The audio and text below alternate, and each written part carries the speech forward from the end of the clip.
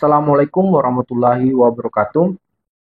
Kembali lagi dengan saya Suheri. Baik, pada kali ini kita akan masuk pada mata kuliah perencanaan penganggaran pembangunan pemerintah daerah. Materi yang akan disampaikan kali ini yaitu mengenai pengantar perencanaan penganggaran dan pembangunan daerah. Pertama, kita akan bahas konsep dan kerangka hukum dari perencanaan penganggaran dan pembangunan daerah. Apa itu perencanaan pembangunan daerah? Bayangkan kita sedang main game simulasi kota. Nah, perencanaan pembangunan daerah itu mirip seperti kita merencanakan pembangunan kota dalam game tersebut, tapi ini untuk dunia nyata. Pertama, ada proses penyusunan tahapan kegiatan. Seperti kita membuat to-do list jangka panjang untuk daerah kita. Mulai dari analisis kondisi saat ini, penetapan tujuan, sampai rencana aksi. Melibatkan banyak pihak dari pemerintah, masyarakat, akademisi, pengusaha, dan lain sebagainya. Berikutnya ada pemanfaatan dan alokasi sumber daya. Uang APBD atau uang daerah digunakan untuk apa saja, lalu sumber daya manusia, siapa mengerjakan apa, lalu sumber daya alam, bagaimana memanfaatkannya tanpa merusak, infrastruktur apa yang perlu dibangun atau diperbaiki. Selanjutnya ada tujuan, yaitu meningkatkan kesejahteraan sosial. Bukan cuma soal pertumbuhan ekonomi, tapi juga akses pendidikan, kesehatan, dan layanan publik yang lebih baik, serta lingkungan yang lebih nyaman dan berkelanjutan. Dalam suatu lingkungan wilayah atau daerah, bisa tingkat provinsi, kabupaten, atau kota, mempertimbangkan karakteristik unik setiap daerah. Lalu ada jangka waktu tertentu, biasanya ada rencana jangka panjang untuk 20 tahun atau 25 tahun, menengah 5 tahun, dan pendek untuk 1 tahun. Sifatnya siklus dan terus diperbaharui. Kalau kata Profesor Safrizal, ini merupakan GPS pembangunan. Kita tahu posisi kita sekarang, mau kemana dan lewat jalan mana biar sampai tujuan dengan efektif dan efisien. Mengapa sih kita perlu repot-repot membuat suatu rencana, arah yang jelas? Ya, bayangkan pergi liburan tanpa rencana versus dengan itinerary. Perencanaan memberikan arah yang jelas untuk pembangunan daerah. Selanjutnya ada efisiensi sumber daya. Sumber daya seperti uang, sumber daya manusia, sumber daya alam yang terbatas. Nah, tentu perencanaan ini membantu mengalokasikan sumber daya tadi dengan bijak. Antisipasi masalah. Seperti kita main catur, kita bisa prediksi dan siapkan langkah-langkah ke depan. Misalnya antisipasi banjir dengan perencanaan tata ruang yang baik. Koordinasi antar pihak. Banyak pihak terlibat dalam pembangunan daerah. Perencanaan memastikan semua pihak yang tadi terlibat itu bergerak ke arah yang sama. Akuntabilitas. Dengan rencana yang jelas, kinerja pemerintah yang terukur, masyarakat bisa ikut mengawasi jalannya pembangunan. Perencanaan pembangunan daerah itu seperti peta dan kompas. Tanpanya kita mungkin tetap bisa jalan, tapi bisa-bisa nyasar atau muter-muter tanpa tujuan jelas. Selanjutnya ada ruang lingkup perencanaan, penganggaran, dan pembangunan daerah. Kita bedah ruang lingkup ini dari A sampai Z. Pertama, analisis potensi dan masalah daerah. Seperti kita main game RPG, kita harus tahu stat daerah kita, potensi yang kita miliki seperti sumber daya alam, SDM yang unggul, lokasi strategis, dan lain sebagainya. Masalahnya, kita harus tahu kemiskinan, pengangguran, infrastruktur buruk, dan lain sebagainya. Lalu kita gunakan metode. Sering digunakan yaitu SWOT, analisis, strength, weakness, opportunity, threat. semua itu kita gunakan. Contoh, kota A punya potensi wisata alam, arah yang positifnya, tapi memiliki infrastruktur jalan yang buruk. Ini yang negatifnya. Dapat kita petakan ini, mana kekuatan dan kelemahan. Kedua, penetapan tujuan dan sasaran pembangunan. Tujuan ini memberikan gambaran besar yang ingin dicapai. Sasaran tentu target spesifik dan terukur. Harus SMART dengan metode spesifik, measurable, achievable, relevan, dan time bound. Contoh tujuan. Kita buat misalnya seperti ini, kota wisata berkelas dunia. Sasarannya peningkatan kunjungan wisatawan 20% dalam 2 tahun. Tentu harus terukur. Ya. Berikutnya, yang ketiga yaitu perumusan strategi dan kebijakan. Strategi yaitu cara besar untuk mencapai tujuan. Kebijakannya ini adalah aturan main untuk mendukung strategi tersebut. Harus fleksibel, bisa disesuaikan dengan perubahan situasi. Contoh, strategi pengembangan wisata berbasis komunitas. Kebijakannya yaitu insentif pajak untuk UMKM pariwisata lokal. Keempat, ada penyusunan program dan kegiatan. Program merupakan kumpulan kegiatan yang saling terkait. Kegiatan aksi konkret yang akan dilakukan harus selaras dengan strategi dan kebijakan. Contohnya, program peningkatan akses wisata. Kegiatannya yang dapat dilakukan seperti pembangunan jalan desa wisata, pelatihan bahasa Inggris untuk pemandu lokal. Kelima, alokasi sumber daya dan anggaran. Seperti kita memanage sumber daya di game strategi, anggarannya berapa dana untuk tiap program. Sumber daya manusia, siapa yang akan mengerjakan apa. Sumber daya lainnya seperti tanah, peralatan, teknologi, dan lain sebagainya. Contoh, ada alokasi 10 miliar rupiah untuk program peningkatan akses wisata. Termasuk di situ adalah rekrutmen 50 tenaga ahli rekonstruksi. Keenam, koordinasi antar pemangku kepentingan. Seperti mode multiplayer, semua harus saling support. Pemerintah, ada pusat, provinsi, kabupaten, kota. Lalu masyarakat, ada tokoh masyarakat, komunitas lokal. Di pihak swasta ada investor, pelaku usaha lokal. Di akademisi ada peneliti, konsultan. Contoh, ada forum komunikasi pembangunan pariwisata yang melibatkan pemerintah, pengusaha hotel, komunitas seni lokal, dan ahli pariwisata dari universitas ataupun perguruan tinggi. Ketujuh, ada monitoring dan evaluasi. Monitoring ini mengawasi jalannya pembangunan. Evaluasi menilai hasil dan dampak pembangunan. Proses terus-menerus bukan cuma di akhir. Gunakan indikator kinerja yang jelas. Contoh, monitoring bulanan, jumlah wisatawan, evaluasi tahunan, dampak ekonomi pariwisata terhadap pendapatan masyarakat lokal. Mengapa ruang lingkup itu penting? Mengapa kita perlu tahu semua ini? Yang pertama, holistik. Pembangunan daerah itu kompleks, butuh pendekatan menyeluruh.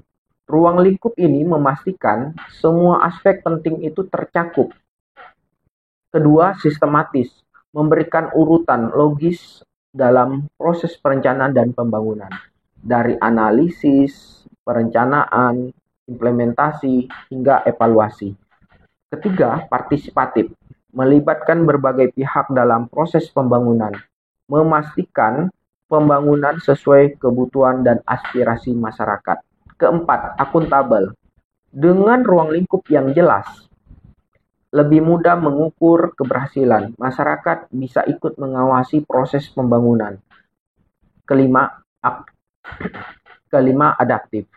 Adanya monitoring dan evaluasi memungkinkan penyesuaian rencana. Pembangunan bisa responsif terhadap perubahan situasi. Analogi gamenya, bayangkan kita main game RPG. Kita perlu tahu status karakter kita dari analisis. Tentukan quest utama, yaitu tujuan. Pilih skill yang mau kita upgrade. ya, yaitu strategi. Lalu kita harus jalankan misi. Di sini yang kita sebut dengan program. Atur inventory dan level up. Dan di sini adalah alokasi sumber daya.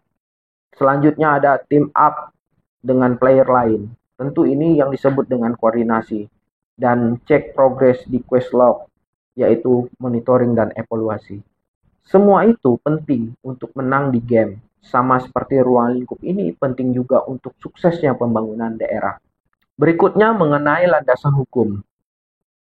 Ada beberapa landasan hukum utama, yaitu Undang-Undang Nomor 25 Tahun 2004 tentang Sistem Perencanaan Pembangunan Nasional. Ada Undang-Undang Nomor 23 Tahun 2014 tentang Pemerintah Daerah. Ada Undang-Undang Nomor 17 Tahun 2003 tentang Keuangan Negara. Ada Peraturan Pemerintah Nomor 8 Tahun 2008 tentang tahapan tata cara penyusunan, pengendalian, dan evaluasi pelaksanaan rencana pembangunan daerah. Dan ada Permendagri Nomor 86 Tahun 2017 tentang tata cara perencanaan, pengendalian, dan evaluasi pembangunan daerah. Landasan hukum ini merupakan aturan main pembangunan daerah. Bayangkan landasan hukum ini seperti rule book dalam sebuah game. Tanpa aturan yang jelas, game itu bisa kacau kan? Nah, sama halnya dengan pembangunan daerah. Kita lihat Undang-Undang Nomor 25 Tahun 2004 tentang Sistem Perencanaan Pembangunan Nasional. Tujuannya itu menciptakan sistem perencanaan pembangunan yang seragam di seluruh Indonesia. Poin pentingnya menjelaskan tahapan perencanaan jangka panjang, menengah, dan tahunan. Memperkenalkan konsep musrenbang, musyawarah perencanaan pembangunan. Mengatur koordinasi antara pusat dan daerah dalam perencanaan. Analoginya ini seperti gameplay guide utama yang mengatur bagaimana semua pemain, yaitu daerah, harus bermain dalam game pembangunan nasional. Berikutnya ada Undang-Undang Nomor 23 Tahun 2014 tentang Pemerintah Daerah. Tujuannya mengatur hubungan antara pemerintah pusat dan daerah dalam era otonomi. Poin pentingnya yaitu membagi urusan pemerintah antara pusat, provinsi, dan kabupaten kota. Mengatur kewenangan daerah dalam perencanaan dan penganggaran. Menjelaskan struktur dan fungsi pemerintah daerah. Analoginya ini seperti aturan multiplayer mode yang menjelaskan peran dan kekuatan masing-masing pemain, pusat, daerah, ini dalam suatu game. Undang-Undang Nomor 17 Tahun 2003 tentang Keuangan Negara. Tujuannya mengatur pengelolaan keuangan negara termasuk di tingkat daerah. Poin pentingnya menjelaskan prinsip-prinsip pengelolaan keuangan negara, mengatur penyusunan dan penetapan APBN, APBD, menjelaskan pertanggungjawaban pelaksanaan APBN dan APBD. Analoginya, ini seperti sistem ekonomi in-game yang mengatur bagaimana resources atau anggaran dikelola dan digunakan. Ada Peraturan Pemerintah Nomor 8 Tahun 2008 tentang tahapan tata cara penyusunan, pengendalian, evaluasi, pelaksanaan rencana pembangunan daerah. Ini tujuannya memberikan panduan teknis dalam perencanaan pembangunan daerah. Poin pentingnya yaitu menjelaskan tahapan detail dalam penyusunan rencana pembangunan, mengatur mekanisme pengendalian dan evaluasi pembangunan, menjelaskan dokumen-dokumen perencanaan yang harus disusun daerah. Analoginya ini seperti tutorial step by step yang menjelaskan bagaimana cara main game pembangunan daerah dari awal hingga akhir.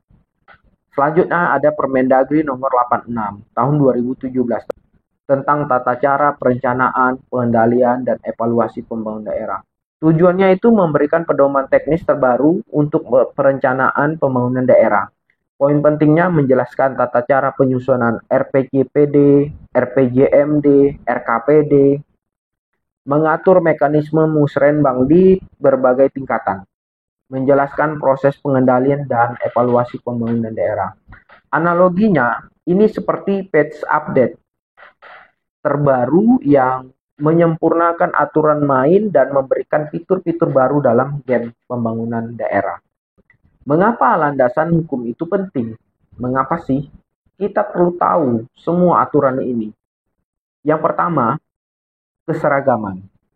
Memastikan semua daerah main dengan aturan yang sama. Memudahkan koordinasi antara pusat dan daerah.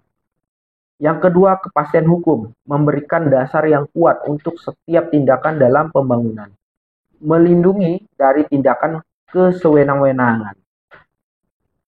Berikutnya, panduan teknis, memberikan how to secara detail dalam proses perencanaan dan pelaksanaan, mengurangi kebingungan dan kesalahan dalam proses.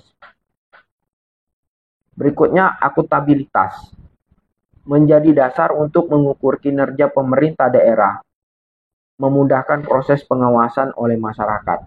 Berikutnya, fleksibilitas dan keteraturan, memberikan ruang untuk inovasi daerah, tapi dalam koridor yang jelas, memungkinkan adaptasi terhadap kebutuhan lokal tanpa mengganggu sistem nasional. Analogi gamenya seperti ini. Bayangin kita main game online tanpa aturan yang jelas.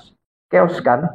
Nah, landasan hukum ini seperti term of service dan game rules yang memastikan semua player bisa have fun tanpa merugikan yang lain.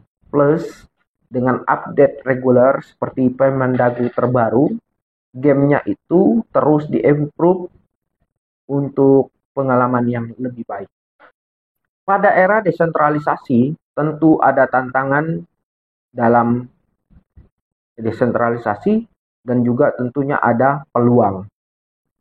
Kita lihat, di era desentralisasi, ketika daerah jadi player utama, nah, ada baiknya kita melihat apa itu desentralisasi.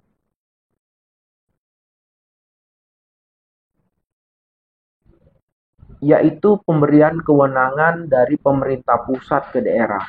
Daerah punya skill untuk mengatur diri sendiri. Tujuannya pembangunan yang lebih sesuai kebutuhan lokal. Desentralisasi di Indonesia dimulai serius sejak Reformasi 98. Sejak saat itu perjalanan adalah perjalanan yang cukup menantang. Tantangan dalam era desentralisasi. Level up, but here come the boss battle. Iya, ini adalah pertarungan atau kompetisi elit atau para pemangku kepentingan dari kekuasaan. Tentu ada. Yang pertama, koordinasi antar level pemerintahan. Seperti kita bermain game, tapi tiap player punya misi sendiri. Pusat, provinsi, dan kabupaten kota kadang berbeda pendapat. Contoh, kebijakan tambang daerah versus konservasi hutan nasional. Terkadang ini membuat satu perbedaan. Berikutnya ada kapasitas sumber daya manusia pemerintah daerah. Not all players have max level skill. Beberapa daerah kekurangan tenaga ahli. Contoh, kesulitan untuk penyusunan APBD yang tepat sasaran. Kadangkala ini menyulitkan agar terciptanya penyusunan APBD yang serius untuk pembangunan dan disesuaikan dengan apa yang sudah didapat. Ketergantungan fiskal pada pemerintah pusat. Masih banyak daerah yang dalam menghasilkan PAD, pendapatan asli daerah. Seperti pemain yang masih minta gol dari player senior. Contoh, lebih dari 50% APBD beberapa daerah masih dari dana alokasi umum atau DAU. Berikutnya pemerataan pembangunan. Ada daerah yang sudah endgame dan ada yang masih early level. Tantangannya, gimana caranya semua bisa naik level bareng. Contoh infrastruktur Jakarta versus dengan Papua. Wow, itu jauh banget. Nah, berikutnya ada ego sektoral dan daerah. Kadang lupa kalau kita lagi main game tim. Malah kita lakukan yaitu player versus player. Persaingan antar daerah atau antar sektor dalam pemerintahan. Contoh, rebutan proyek investasi antar kabupaten tetangga. Nah, ini sering terjadi. Peluang dalam era desentralisasi. Ya, selain tantangan tentu ada peluang dalam era desentralisasi. New game feature unlock. Ya, peluang itu selalu terbuka. Yang pertama, inovasi kebijakan sesuai kebutuhan lokal. Daerah bisa bikin custom quest sesuai kebutuhan. Nggak perlu ikut template one size fit all dari pusat. Contoh, program tematik village di Semarang untuk atasi kemiskinan. Berikutnya, partisipasi masyarakat yang lebih besar. Masyarakat bukan cuma NPC, non-player karakter, tapi ikut main di sana. Bisa ikut musrenbang, bikin petisi online, dan lain sebagainya. Contoh, participatory budgeting di Solo. Masyarakat ikut tentuin prioritas APBD. Berikutnya, pemanfaatan potensi daerah secara optimal. Setiap daerah punya unique item yang bisa di-upgrade. Bisa fokus ke sektor unggulan yang masing-masing. Contohnya, Bali fokus ke pariwisata, Riau kelapa sawit. Kolaborasi antar daerah, sister city. Forming alliance untuk naik level bareng. Bisa belajar dari best practice daerah lain. Contoh, kerjasama Surabaya Busan dalam smart city development. Selanjutnya, pemanfaatan teknologi untuk efisiensi pemerintahan. Upgrade sistem, pakai cara teknologi baru. E-government untuk pelayanan lebih cepat dan transparan. Contohnya ada aplikasi Clue di Jakarta untuk pelaporan masalah kota. Di era desentralisasi, seperti update besar-besaran dalam game Indonesia ini. Ada bug dan glitch atau tantangan, tapi juga fitur keren yang baru seperti kita sebut dengan peluang. Kuncinya harus memiliki teamwork, continuous learning, dan adaptasi. Desentralisasi bukan tujuan, tapi alat untuk mencapai good governance dan kesejahteraan masyarakat. Ini pendapat dari Profesor Rias Rasid. Kita bisa lihat case study dari Smart City Makassar. Makassar mengembangkan konsep Smart City dengan aplikasi Clue Makassar. Dapat dilakukan apa saja di sana, pelaporan masalah kota secara real time, manajemen sampah yang efisien, sistem transportasi cerdas. Nah, ini merupakan contoh perencanaan pembangunan daerah yang memanfaatkan teknologi untuk meningkatkan pelayanan publik. Makassar adalah salah satu kota di Indonesia yang telah mengadopsi konsep smart city untuk meningkatkan kualitas hidup warganya melalui penggunaan teknologi. Salah satu contoh secara konkret dari penerapan Smart City di Makassar adalah aplikasi Clue Makassar. Aplikasi ini dirancang untuk mengatasi berbagai macam masalah kota dan mengelola sumber daya dengan lebih efisien. Fitur-fitur dari aplikasi Makassar ini, yaitu ini fitur-fitur utamanya, tadi pelaporan masalah kota secara real time. Aplikasi Clue Makassar memungkinkan warga untuk melaporkan berbagai masalah kota secara langsung dan cepat. Melalui fitur ini, pengguna dapat mengirimkan laporan tentang masalah seperti kerusakan infrastruktur, genangan air, dan kejadian-kejadian lainnya yang memerlukan perhatian pemerintah kota. Sistem ini memungkinkan respon yang lebih cepat dan pengelolaan masalah yang lebih efisien. Berikutnya ada fitur manajemen sampah yang efisien. Clue Makassar juga memfasilitasi manajemen sampah dengan memanfaatkan teknologi. Warga dapat melaporkan lokasi sampah yang menumpuk atau masalah terkait pengumpulan sampah. Data yang terkumpul dapat digunakan untuk mengoptimalkan rute pengumpulan sampah dan mengurangi waktu tunggu bagi warga. Ini membantu menjaga kebersihan kota dan meningkatkan efisiensi operasional layanan kebersihan. Yang ketiga, fiturnya yaitu sistem transportasi cerdas. Aplikasi ini turut mengintegrasikan fitur untuk sistem transportasi cerdas dengan memanfaatkan data dari berbagai sumber. Aplikasi dapat memberikan informasi terkini mengenai kondisi lalu lintas, waktu tempuh, dan jadwal transportasi umum. Fitur ini bertujuan untuk mempermudah perencanaan perjalanan warga dan mengurangi kemacetan di kota. Penerapan teknologi dalam pembangunan daerah ini menggunakan aplikasi Clue Makassar merupakan contoh nyata dari bagaimana teknologi dapat dimanfaatkan dalam perencanaan dan pembangunan daerah.